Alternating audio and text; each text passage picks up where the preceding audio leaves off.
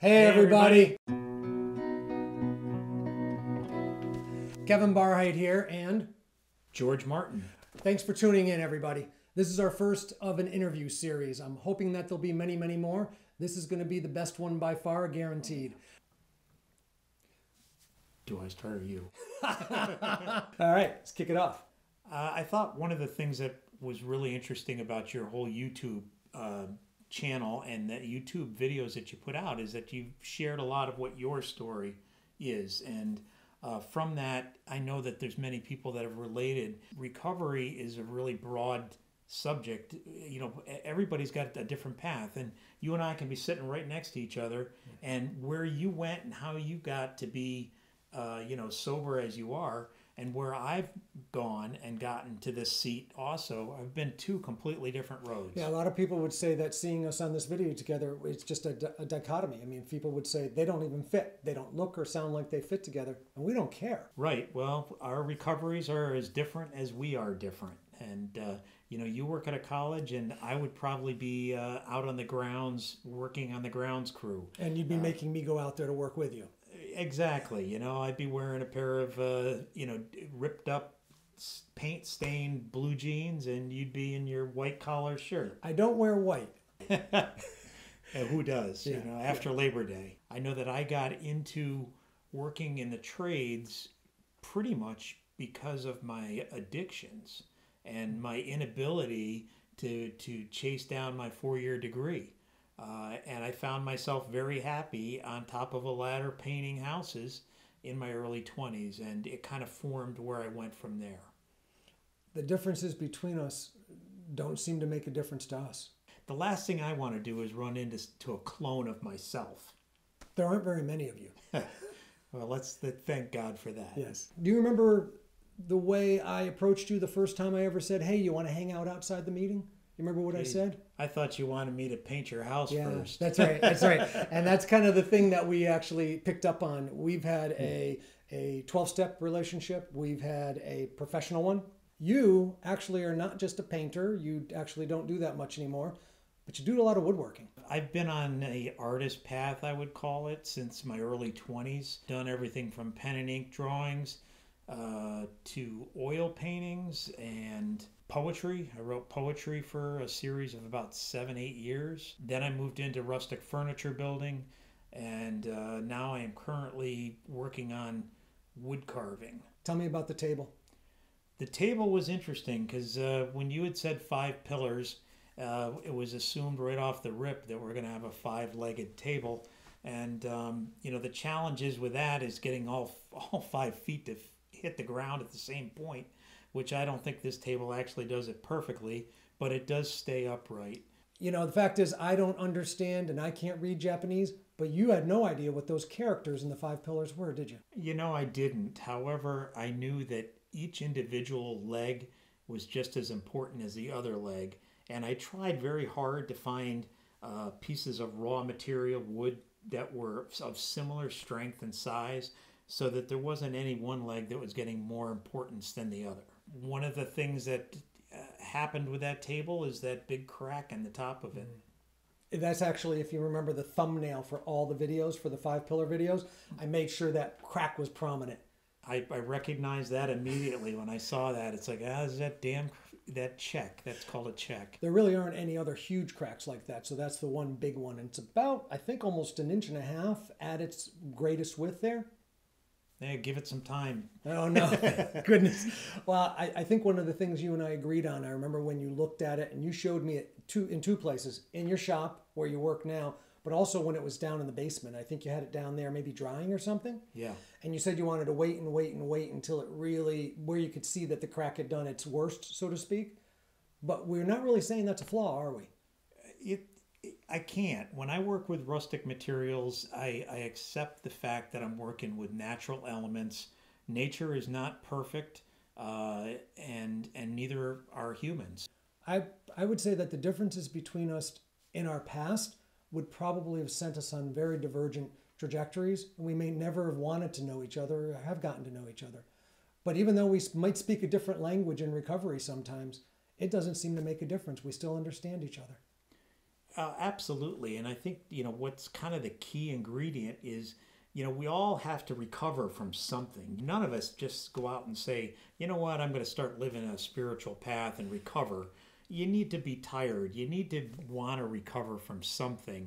And until you can kind of recognize that a recovery is necessary, why would any of us do this? That's right. A lot of us call it hitting a bottom.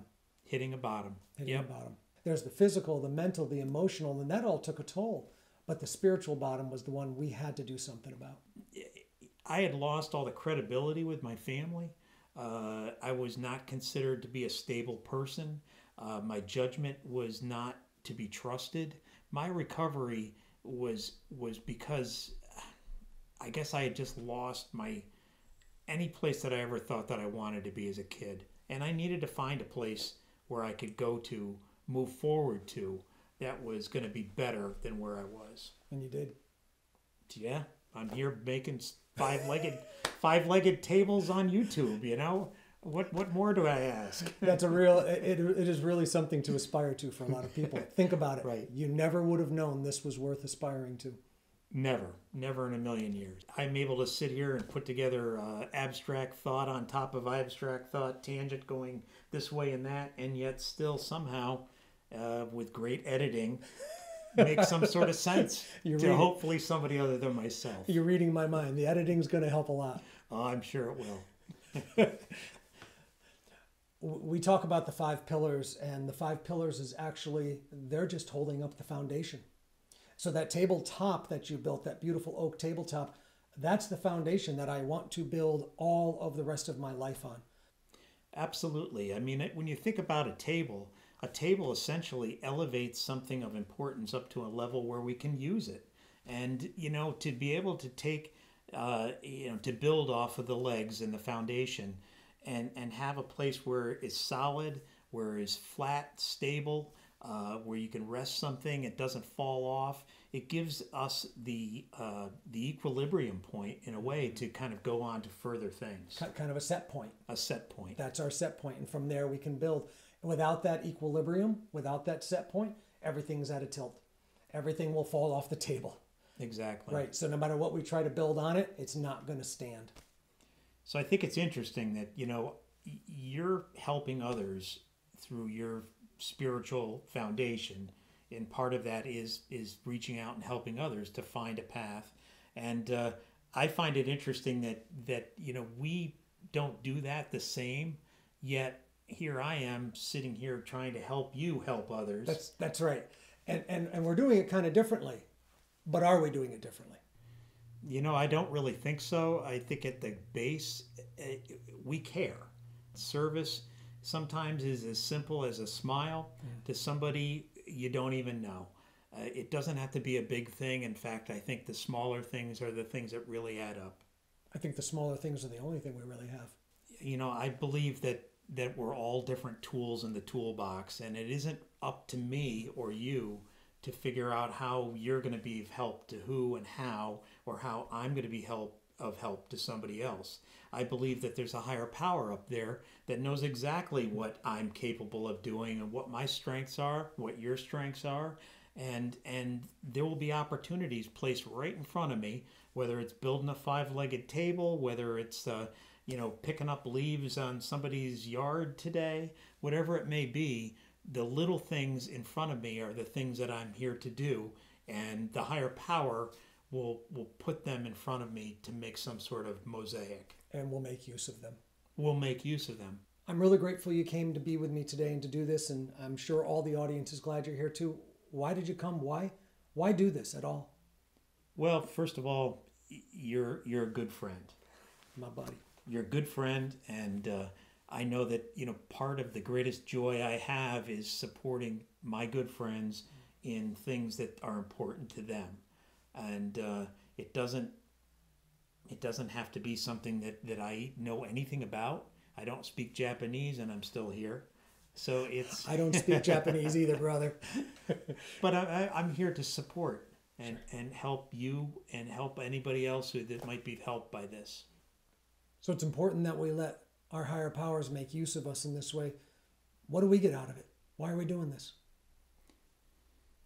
Well, I can remember what I got out of life before I did this way, and I can distinctly know how it feels now. And it's like two different movies that I've watched in life, and what I get out of it today is I get peace. I get a sense of purpose in my life. I get a sense of genuine friendships. Not a sense of. I have genuine friendships, and just going through life with those checks on the right side of the piece of paper, as opposed to where they used to be.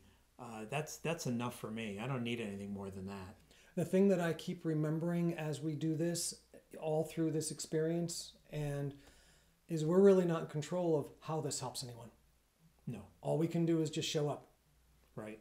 Hey, brother, thanks for showing up. Hey, glad to be here. You're the man. Thanks, man. I really appreciate George taking the time to be with us today. This is the first of hopefully many interviews where we'll get together and hear from other people. If you have any ideas of your own, any reflections, leave them in the discussion below. Make some comments, please. And don't forget to like, don't forget to subscribe, don't forget to share, and tell everybody about this. This community is growing. We're really excited. Thanks again for being here today. Take care. Nice.